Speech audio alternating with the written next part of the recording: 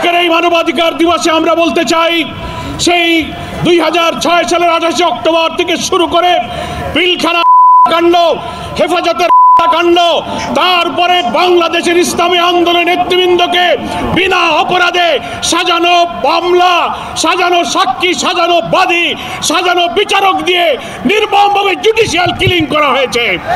তারপর জুলাই আগস্টের অভ্যুত্থানে 2000 ছাত্র জনতাকে করা হয়েছে, 40,000 ছাত্র জনতা আহত হয়েছে।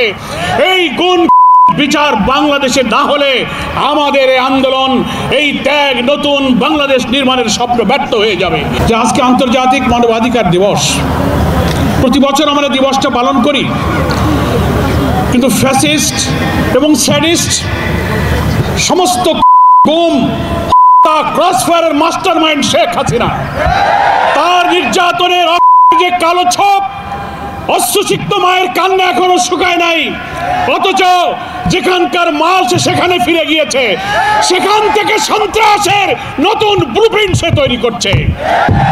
আমি প্রশ্ন করতে চাই, বাংলাদেশ নামক রাষ্ট্রে একটি মানবাধিকার কমিশন আছে।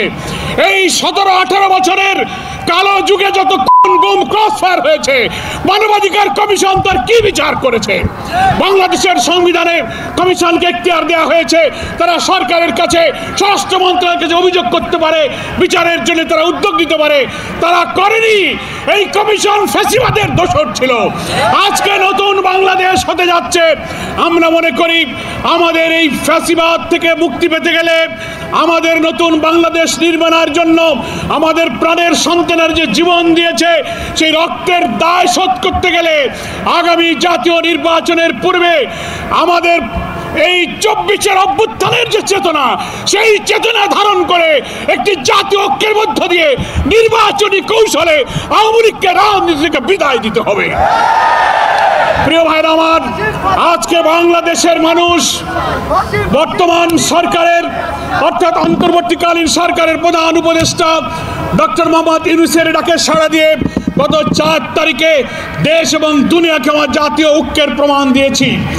আমরা সরকারকে বলতে চাই, সরকারের অভ্যন্তরে, প্রশাসনে, judiciary, civil administration, police administration, every sector of our society, যেখানে ফ্যাসিবাদের দোসররা আজও ঘাপটি মেরে বসে আছে, এদের থেকে প্রশাসনকে পরিচ্ছন্ন না করলে অবাধ নির্বাচন হতে পারে না।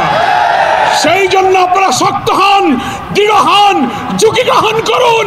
আমরা আপনাদের পাশে আছি, কিন্তু আওয়ামী দোসরদের সাথে আঘাত করলে আপনার আমার স্বপ্ন পূরণ হবে না, নির্বাচন নিরপেক্ষ হবে না।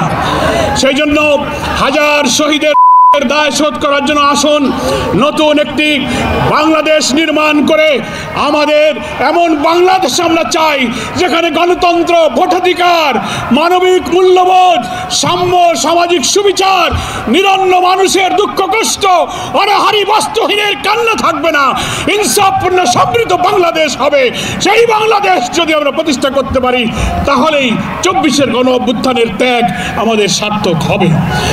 মায়ের ডাক, আজকে বাংলাদেশে যে ডাক দিয়েছেন, আজকে অশ্রুসিক্ত স্ত্রীদের কান্না, পিতাহারা সন্তান, স্বামীহারা বিধবা স্ত্রী, পরিবারের লোকেরা যে ভারাক্রান্ত পরিবেশ তৈরি করেছে চোখের পানি ছেড়ে, আমি মনে করি সরকার, জাতীয় নেতৃবৃন্দ, দেশবাসী আসুন, কোনো অপপ্রচার, কোনো ষড়যন্ত্র, কোনো বিদেশি চক্রান্তের মাথা নত না করে আমরা একটি সাহসী সংগ্রামে জাতীয় ঐক্য গড়ে তুলে জাতীয় নির্বাচনের গণতান্ত্রিক পথে আমরা আওয়ামী লীগকে চিরবিদায় করে দিই।